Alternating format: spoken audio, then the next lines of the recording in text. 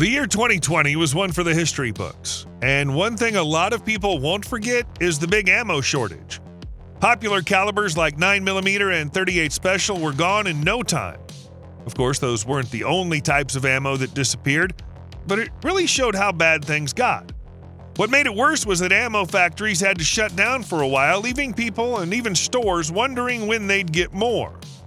But what if a crisis like that lasted for years or even decades?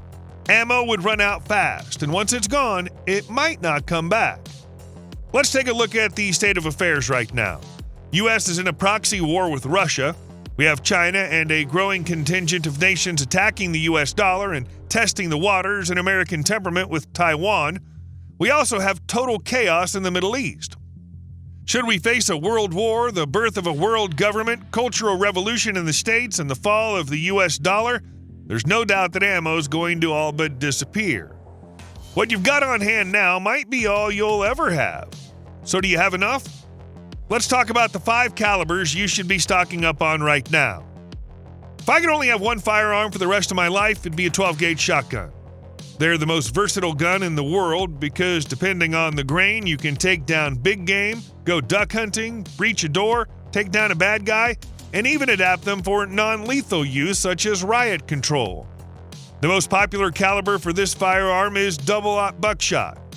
That said, when the ammo crunch comes, it won't just swallow up buckshot. It'll take birdshot and slugs and everything in between. So stocking up on double-aught buckshot's still a very high priority for me, and it should be for you too.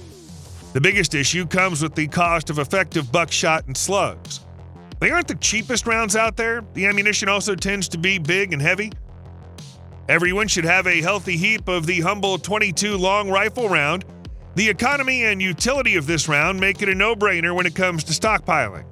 I love this round because you can buy a lot for not a whole lot of money, you can store it in a small area, easily carry thousands of rounds, and it's good for all sorts of applications, including hunting and self-defense. It's also relatively quiet as bullets go, and I normally carry a silenced .22 pistol everywhere I go. You're able to do things with the .22 that you couldn't do with a larger round. While the .22 LR doesn't have the pointed tip, PSI, or the amount of powder that similar-sized rounds like .223 Remington, it's still a deadly round with good placement. Now, it's not as cheap as it was, but still a great deal compared to 5.56 or even 9mm. Not that I'd substitute one for the other. That said, there will come a time when .22 LR is gone too. Do you have enough? The most popular handgun ammunition today is 9mm. Chances are you have a 9mm in your own arsenal. As gun ownership has increased in America, so has the demand for 9mm ammunition. The U.S. military also uses a lot of 9mm ammunition for things like training. I carry a 9mm pistol every day as well, every time I'm out in public. It may not have as much killing power as some other rounds, and it's not particularly good at a distance, but for quick draw, up close, and personal applications, the 9mm is a fantastic round. Plus, it's got excellent barter and trade value because almost every gun owner has a 9mm.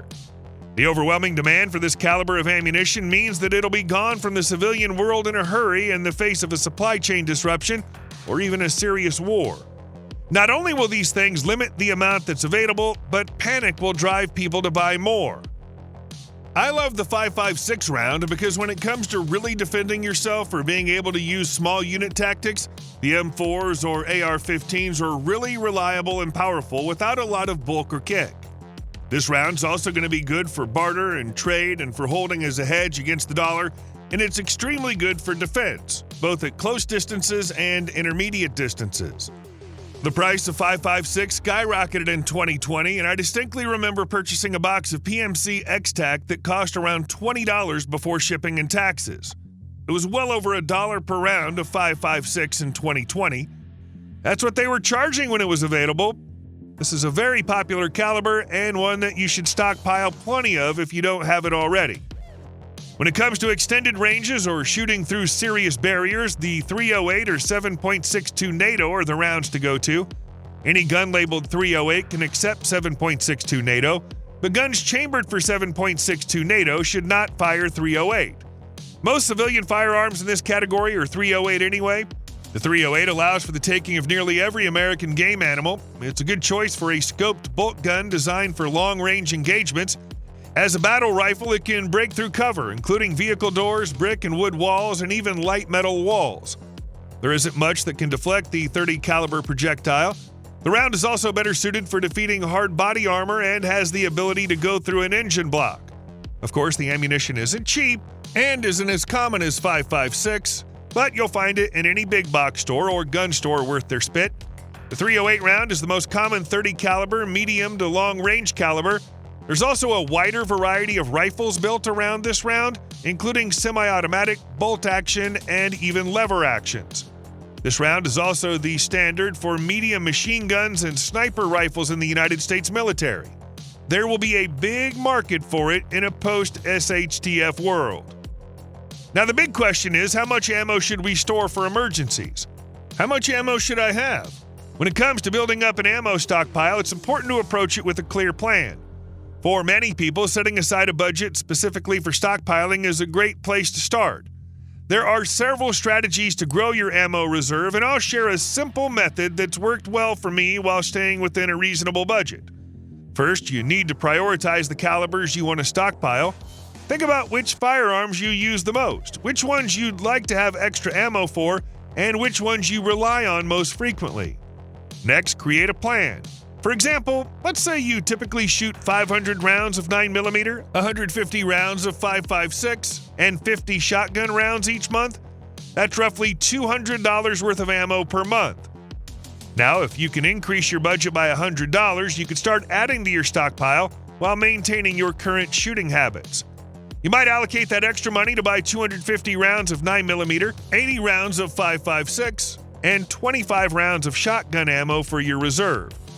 The exact numbers might vary depending on the type and price of ammo, but the idea is to stockpile in proportion to what you use. If your budget's tight and you can't increase spending, there are still ways to grow your stockpile.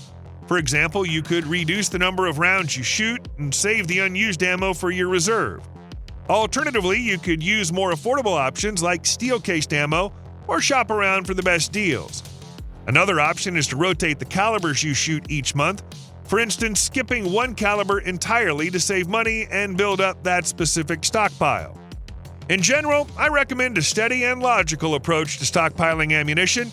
This method can prepare you for anything from potential ammo shortages or bans to simply having enough supplies so you don't need to rush out and buy more. With careful planning and a substantial routine, your ammo stockpile will grow over time and leave you better prepared for the future.